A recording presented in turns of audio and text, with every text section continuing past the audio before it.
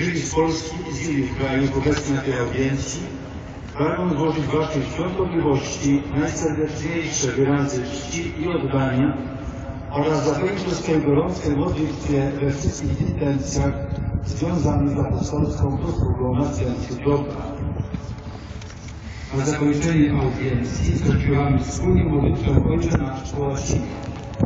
Jej tekst znajduje się na odwrocie karty wstępu na audiencję. Następnie Ojciec Święty udzieli nam wszystkim swego apostolskiego błogosławieństwa, obejmując nim również naszych najbliższych, a szczególnie dzieci, młodzież i osoby dotknięte cierpieniem. Pobłogosławi także różańce i dewocjonalia, jakie pielgrzymi przynieśli ze sobą. Ojciec Święty rozpoczął dzisiaj nowy cykl katechez dotyczący rodziny.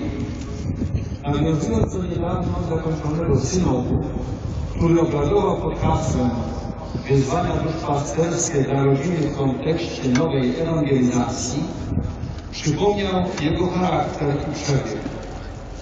Najpierw ojcowie synodalni mogli swobodnie wypowiadać swoje uwagi dotyczące treści przygotowanego dokumentu roboczego. W żadnym z wystąpień nie zakwestionowano praw dotyczących sakramentu małżeństwa, jego nierozerwalności, jedności, wierności małżeńskiej. W przygotowanej relacji po dyskusji zwrócono uwagę na kontekst życia współczesnej rodziny i stojący